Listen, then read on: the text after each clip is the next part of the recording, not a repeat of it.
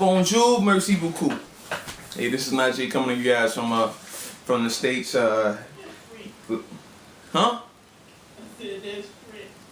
Yeah, they're from Paris. That's my wife butting in, y'all. Just excuse that. So I'm happy to answer your questions. And the first question is, what has been more difficult, making a name as an artist and finding a place to exhibit your work, or selling your works and making a living? I would say trying to make a name, trying to find your own unique footprint. That's the most challenging thing with being an artist. Is, with all the art that's being created throughout the world, trying to find your own unique way or your own uniqueness within that context is definitely the most challenging. Even when I moved to Atlanta a little over 6 years ago, I immediately had success selling work. So that's never really been an issue. And in terms of making a name, it's still got a long way to go. But I would definitely say there's quite a few, quite substantially more people that are familiar with what I do than even the hundreds of people that have bought and supported my work. So that's question one. Number two, you have received numerous honors such as 2006 Polk Purchase Award, and your work has been purchased Marietta Museum of Art, Liberty Bank in New Orleans. What do you think about the huge interest in your work? I think that I would say that I'm grateful, first of all, for the interest in my work, and I would think that there's it goes to the not only the uniqueness I think that I try to put into my work, but even it's something innate within me that finds its way onto the canvas or onto the sculptures. I think that each piece has some soul and has some energy, and it definitely speaks on its own to my roots and my heritage, and I'm able to convey that successfully throughout the work. And I think that's what people respond to. They respond to those human stories. They respond to history. They respond to family and those type things. So Warren Buffett, the famous billionaire, said that when it comes to investing for him, he tried to do what the masses are doing or not doing. If they're selling, he's buying. If they're buying, he's selling. And I kind of look at that in terms of how I approach my art. In the sense that I'm not necessarily trying to do what the masses are doing. I'm trying to constantly experiment with my work, trying something new, trying something a little different, pulling some from here, pulling some from there, and seeing if I can resolve it and get it to make sense within the work. And I think that's one of the reasons why a lot of people gravitate to the work, because looking at it online is one thing, but to be able to get up close and see the texture, the depth, how rich these pieces are, really speaks volume. So question number three, in your opinion, what makes curators want to exhibit your work? Do you think that they are interested, that you are considered a bankable artist? I would say probably not to most curators.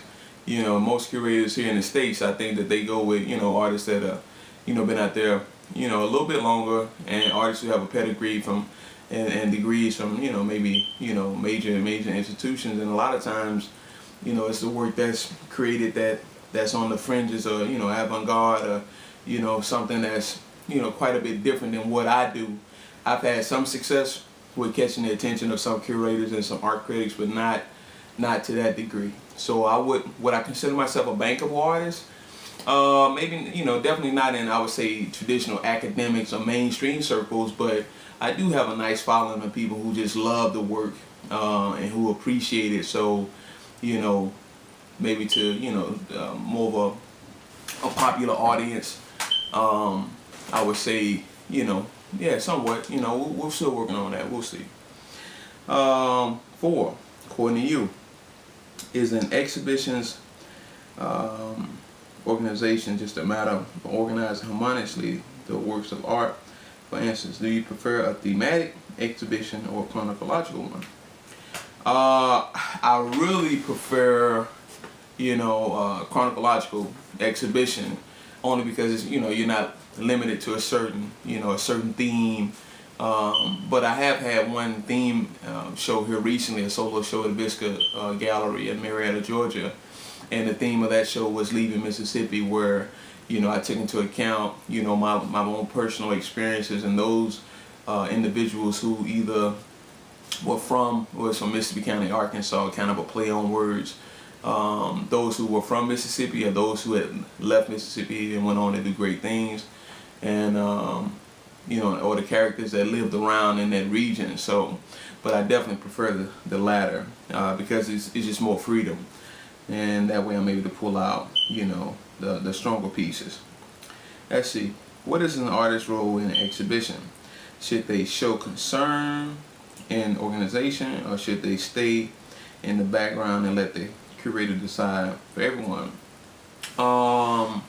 I wouldn't say they should stay in the background, you know, because, I mean, who knows the work better than the artist, you know? And, you know, curators, they have their own agenda for what they're trying to convey and everything, but, you know, I think that, you know, the artist's voice is definitely should be heard, you know, should be paramount, first and foremost. You know, is this the way that the artist wants that work to be portrayed? Is this the way the artist wants the work to come across? I think that that's, you know, hugely important. So I wouldn't, you know, make light of that. Let's see, do we have any more questions? Let's see. Well, no, I think that's the last question. I just want to say thanks for the interest in my work, and, you know, definitely follow me on Twitter and look for and like me on Facebook. You can find me under Najee Dorsey. I'm also the founder and principal of Black Art in America, which is the largest social networking site for an African American aesthetic audience. So check us out, blackartinamerica.com, and you can check my work out personally at artbynajee.com. Take care. Bonjour. Au revoir. Oh, au revoir. Au revoir, au revoir.